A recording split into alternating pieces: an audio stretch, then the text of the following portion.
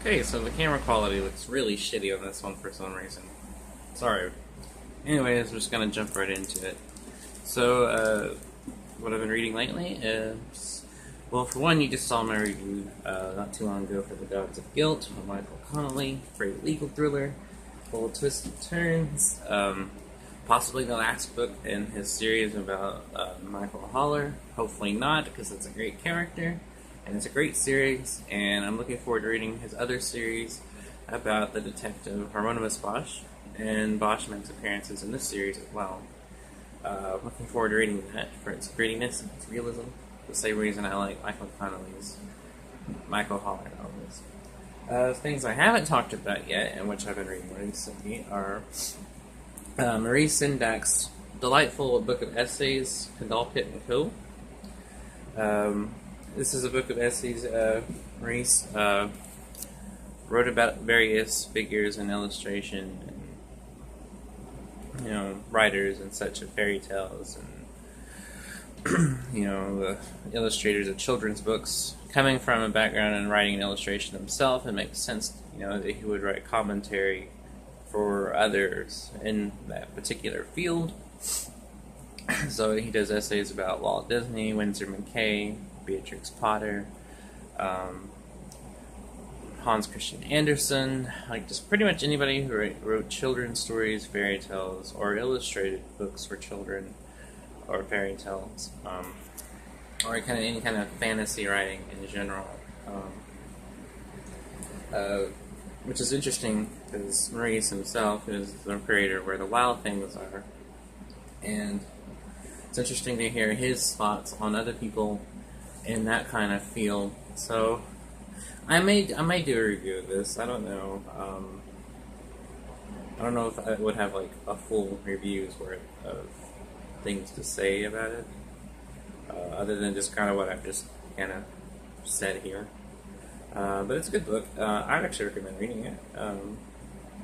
But yeah, it's called Cadalpit and Co. Notes on Books and Pictures, and it's by the wonderful classic writer Marie Sendak. Also, something I haven't talked about, or if I haven't talked about it in depth much, is I'm reading Terry Pratchett's novel Soul Music. Soul Music is one of a loose series that he wrote called Discworld. I think I've talked a little bit about this before, but for those who aren't in the know, Discworld is a loose series of novels he wrote from about the 80s to his death. And it's set in this fantasy world called the Discworld, which is literally a flat disc in shape. It's held on the back of elephants who are in fact standing on a giant cosmic turtle. The series exists as a satirical outlet for Terry's thoughts on different aspects of life, culture, society, even things that just within our culture. And it follows like different characters, so they'll like kind of like a series within the series here, or a different series within the series here. Because certain books in the series would be about a certain main protagonist, but then other books in the series would follow this protagonist, and other series within this series would follow yet another one. So he wrote a few series within his overall Discworld series. I've only read a few of them so far. I'd like to read more of his stuff. That's why I'm reading Soul Music right now. Because he's very funny. He has a very sharp, satirical eye for the stupid shit we do as people, and the stupid shit we believe as people, and the stupid shit that civilization itself thinks of and does. And while it's very, very funny, it's very honest. There is a unflinching, direct honesty in his writing and the way that he uses humor to highlight kind of the human condition, the folly that we had. I am really looking forward to seeing his views on different things. And just also just to kind of give a sense of this world, because I mean, you can follow this world, but you know, you got so many different aspects of these characters and these places that it talks about to kind of explore in its own right, as well as kind of you know, exploring like the range of a satirical depth as a writer.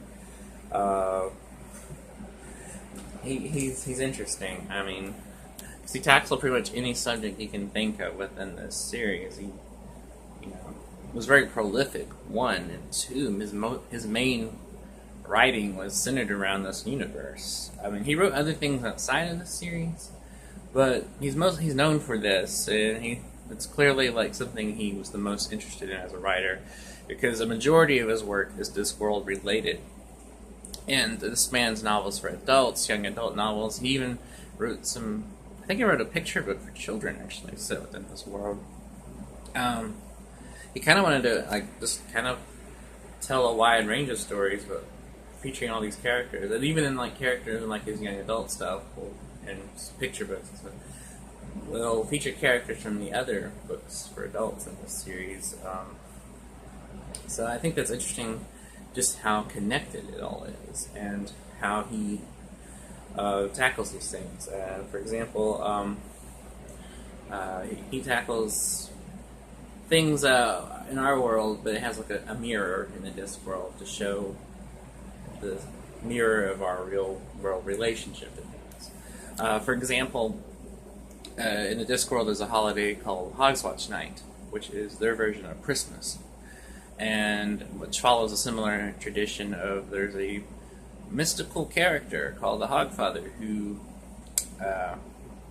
rides down from, you know, the North Pole type place and delivers, I think, sausages to boys and girls. And he's the Hogfather. I mean, and also I think he has like flying pigs that take him places. And in one of the books, the Grim Reaper steps in to fill in for Hogfather at one Hogswatch Night. And so it kind of shows people's perceptions and views of Christmas and the holidays, things like that. There's another book in the Discworld series called Equal Rights, which you can imagine pretty much what that's about. I'm trying to remember off the top of my head the premise of it, but it's basically like what happens when a female wizard says, "Hey, I'm a wizard," instead of a witch, and everybody gets in an uproar about that, and they're like, you know, witches or women can't be wizards, that kind of thing. Like, just to kind of show people's absurd notions of class, gender, and, you know, things of society like money, war, greed, stupid cultural phenomena, things like that. And soul music, I'm going to talk a little more specifically about this one, because this is the one I'm reading and I can give a little more insight into. This one is interesting because it follows a few different storylines at once. In one storyline, a girl named Susan is at like this really repressive like boarding school for girls. She has kind of the unique ability to not be seen if she doesn't want to. People kind of forget that she's there when they're talking to her. She just kind of blends in naturally and kind of is... You find out really quickly that she's kind of on a different level, ethereally, and she's not really... She's somewhere in between this, like, the Discworld plane of existence and also, like, the spiritual realm. Because, in fact, she is the granddaughter of Death, the Grim Reaper. And that gives her these weird characteristics, these weird abilities and such. B's story is Grim Reaper's gone missing, and the guy that he, like, lives with is, like, who takes care of him and stuff is, like, concerned about it because he doesn't know where the fuck this, you know, he went. And that could mean problems because that means people are going to stop dying and stuff. Related to that, Susan actually starts training to be a Grim Reaper herself, and she's kind of stumbling along. Like, she goes to places where people are dying and has to kind of, like, cut the tether between their physical body and their ghost body so they can, like, move on, things like that. And then there's another story going on at the same time, related to all this, about this musician who comes to like the big city. It's a city in Discworld called Ankh-Morpork, which features in like all the novels. And he wants to become a musician, but he finds out he has to join the Musicians Guild, which costs an extraordinary amount of money. He meets these other two musicians, and they decide just to be like, fuck it, we're just going to play money. We're going to play in bars to get money to join the Musicians Guild. And their music ends up having like a huge effect on everybody else and starts becoming influential, and they become basically Discworld's first rock band. And then like at one point, the main musician guy is supposed to die, but things are thwarted, which fuck up the continuity in time and space for everything being related. And he is meant to die but doesn't, which causes problems for Susan and Death, and they're like, oh shit, what do we do about this? So everything's kind of like related in there, and that's kind of like what happens in this, and that's where I'm at so far. I haven't finished it, so there's more things going to happen that I'm sure are very funny. Already it's a pretty funny book. It's characteristically had like a dry English kind of humor, which Pratchett was English, so it makes sense. But yeah, it's very similar to other like comical writers of fantasy or something. Kind of makes me think of like Douglas Adams, kind of like you know, for what Douglas Adams was doing in science fiction, Pratchett was kind of doing in fantasy. It's also reminiscent of Neil Gaiman, because Gaiman has a very dry but funny writing style. Like even his serious things, like Gaiman likes to put a lot of like humor into.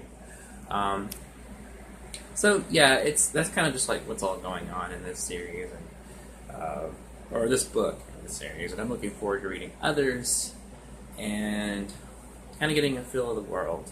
I'm really looking forward to another one he wrote for teens in the Discworld series about a girl named Tiffany Aching who's a witch, and I've read the first two of those and they're great.